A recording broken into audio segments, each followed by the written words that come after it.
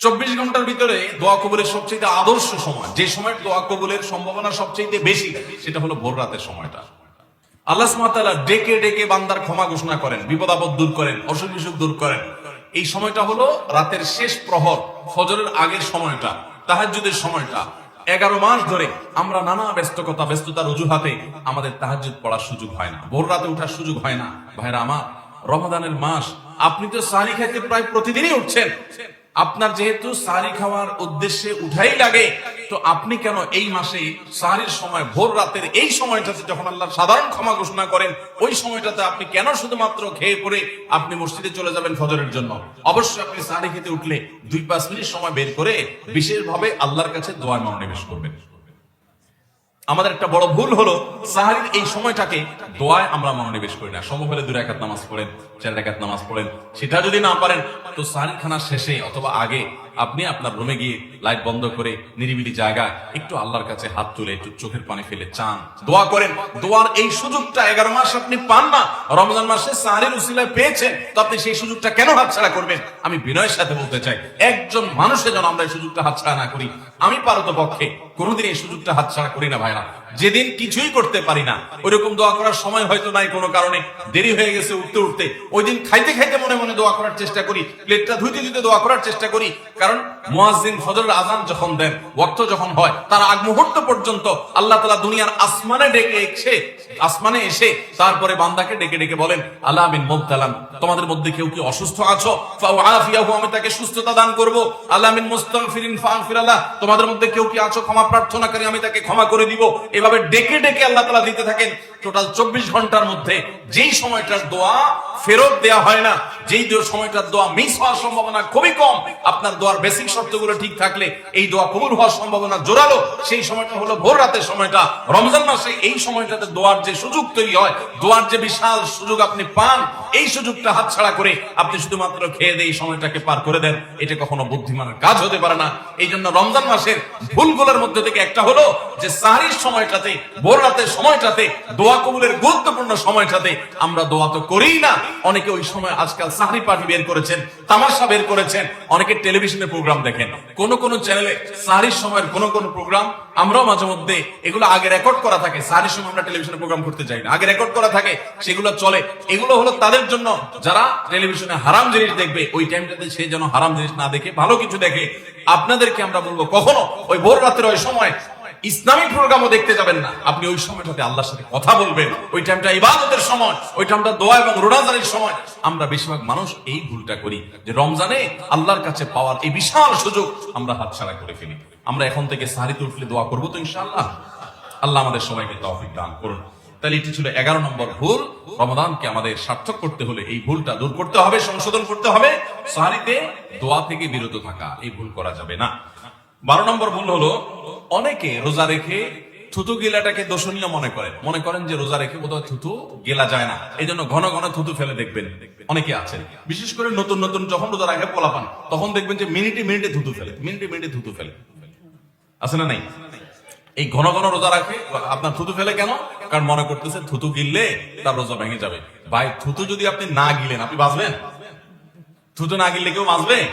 যতই আপনি থুতু ফেলেন, আপনার থুতু তো কিছু না কিছু ভিতরে যাবেই। যদি না যায়, গলা শুকিয়ে গেলে তো আপনি মরেই যাবেন। এই জন্য এটা একটা ভুল যে আমরা মনে করি থুতু ফেলা লাগে। রোজা রেখে রোজার কারণে এক্সট্রা কোনো থুতু ফেলার দরকার নাই। আপনার মুখে বালু চলে আসছে, একটা মশা ঢুকে গেছে, আপনি রোজা আছেন, এজন্য ভিতরে না যায়, সেজন্য থুতুটা ফেলে দিলেন, এটা ভিন্ন কথা। আপনি বেসিনে গিয়ে ফেলে আপনি একটু পানি ঢেলে দিলেন। কিন্তু রোজা রেখে ঘন ঘন থুতু ফেলতে হবে, থুতু গিলা যাবে না, এরকম কোনো কথা নাই। এটা আমাদের একটা ভুল, রমজান কেন্দ্রিক একটা ভুল। 13 নম্বর ভুল হলো, আমরা বেশিরভাগ মানুষ রমজান মাসে ফজরের নামাজ পড়ে এসে ঘুম দেই।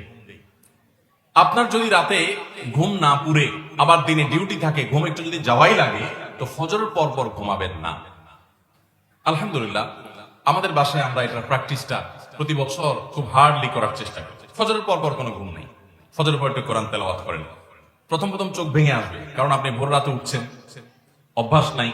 তো যাতে চোখে ঘুম না আসে, সেজন্য নানা বুদ্ধি বাইর করে ঘুম দূর করেন, একটু উঠবস করেন। ওই টাইমে বসে ফজরের পরে আপনি তেলাওয়াত করেন, জিকির আজকার করেন, সকাল সন্ধ্যার দোয়াগুলো পড়েন, দোয়া করেন, রমজানের কিছু আমল করেন।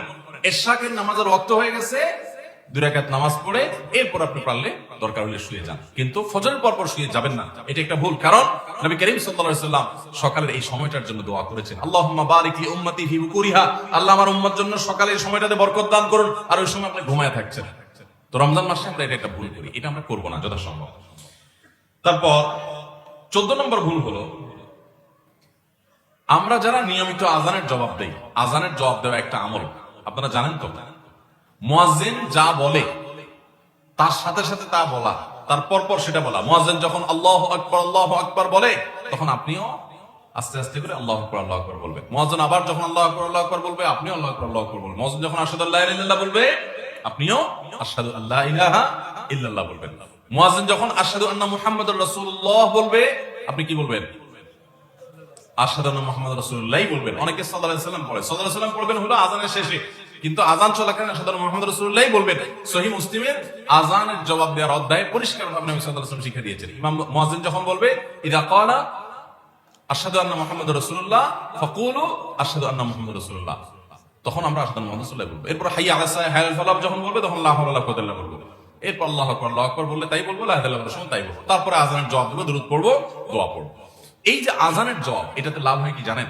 মুয়াজ্জিন আযান দিয়ে যে সওয়াব পায়, আযানের যারা মুখে জবাব দেয়, মুয়াজ্জিনের সাথে সাথে বলে, তাদেরকে আল্লাহ তাআলা সমপরিমাণ সওয়াব দান করে। আর মুয়াজ্জিন কি পরিমাণ সওয়াব পায় সেটা কি জানেন?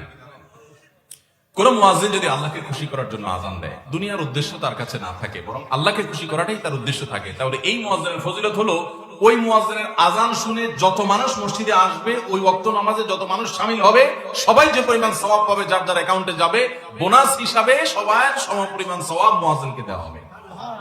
আর আপনি মুয়াজ্জিনি না করে শুধু আযানের জবাব দিলেও সেই মর্যাদা বোনাস হিসেবে আল্লাহ তাআলা আপনাকে দান করবেন। এই হাদিসের ফজিলত একবার আরো 10-12-13 বছর আগে কোন এক জায়গায় আমি বলেছিলাম, সৌদি আরবে থাকতে। তখন এক ভদ্র মহিলা আমাকে বললেন, হুজুর, এই হাদিসটা আপনার কাছ থেকে শেখার পর, জানার পর থেকে আমি মক্কা শরীফের লাইভ আজান নিয়মিত ওই টাইমে, আমি রেডিও শুনি না, মোবাইলে বিভিন্ন ভাবে লাইভ আজানটা আমি শোনার চেষ্টা করি এবং ওই মুয়াজ্জিনের সাথে সাথে জবাব দেওয়ার চেষ্টা করি। কারণ আমার যখন এটা জানা হলো যে মুয়াজ্জিন যত পরিমাণ সওয়াব পাবে, তত পরিমাণ সওয়াব পাওয়া যাবে, তো মক্কার মুয়াজ্জিন সাহেবের আযান শুনে যত মানুষ প্রতি ওয়াক্তে নামাজ পড়ে, এত বেশি নামাজ তো দুনিয়ার অন্য কোনো মসজিদে প্রত্যেক ওয়াক্তে পড়ে না। সো আমি লক্ষ লক্ষ মানুষের নামাজ পড়ার সময় সওয়াব মুয়াজ্জিনের পরিমাণ পেতে চাই, সেজন্য মক্কার লাইভ আযানটা আমি ফলো করি।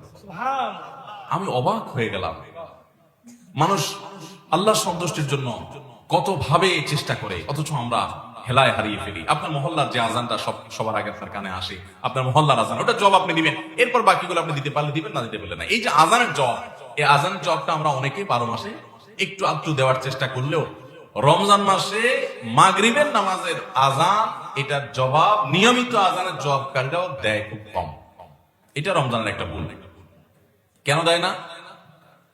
কারণ সেই আসরের পর থেকে নিয়ে 10-12 পদ, 13 পদ, 14 পদ ইফতার সামনে নিয়ে বসে যে দাঁত কচকচ করতেছিল, হাতগুলো শুধুমাত্র আঁকুপাকু করতেছিল যে কখন আপনার বেগুনি ধরবে, কখন পেঁয়াজ ধরবে, কখন বুটমরিতে হাত দিবে, হ্যাঁ, যখন আঁকুপাকু করতেছিল, সূর্য ডুবছে, মুয়াজ্জিন সাহেব আল্লাহু আকবার হাঁকা শুরু হয়েছে, আর হুমড়ি খেয়ে অনেক ঝাঁপায়া পড়ছে, খাইতে খাইতে কখন আযান শেষ হয়ে গেছে টেরও পায় না। ঠিক না বেঠিক? আপনি খান, ওয়াক্ত হয়ে গেছে, সাথে সাথে আপনি খেলেন, আজান শুনলেন, সাথে সাথে আপনি খেলেন, ভালো কথা। একটু মুখে দিয়ে খেতে খেতে খাওয়ার ফাঁকে ফাঁকে মুয়াজ্জিন আজানের জবাবটা দিয়ে ফেলেন। কিন্তু ম্যাক্সিমাম মানুষ আমরা এই ভুলটা করি। আমি খেয়াল করে দেখেছি, যারা নিয়মিত আজান দেয়, তারাও আজানের জবাব দেয়, তারাও দেখেছি এটা করে না, অর্থাৎ ভুল হয়ে যায়। তাহলে আমরা লক্ষ্য করবো তো ইনশাআল্লাহ, মাগরিবের সময় ইফতারের ফাঁকে ফাঁকে আমরা আজানের জবাব দিয়ে দিব।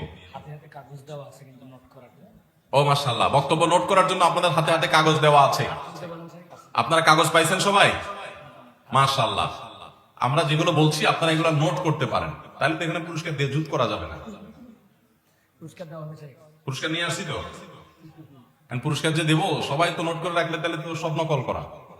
ঠিক আছে, নকল থেকে পরীক্ষা হবে আজকে, যা আছে কপালে ইনশাআল্লাহ। ঠিক আছে, তাহলে ভাই আমরা 13 নম্বর ভুল, 14 নম্বর ভুলের কথা জানলাম। রমজান কেন্দ্রিক আমাদের 14 নম্বর ভুল জানলাম, যে আমরা ইফতার খেতে খেতে মাগরিবের আজানের জবটা ভুলে যাই, এটা ভোলা উচিত না। রমজান মাসটা আরো বেশি করে করবেন, অন্যান্য মাসে করেন আপনি, রমজানে ইফতার অজুহাত দিয়ে মাগরিবের আজানের জব দিচ্ছেন, এটা গ্রহণযোগ্য হতে পারে না।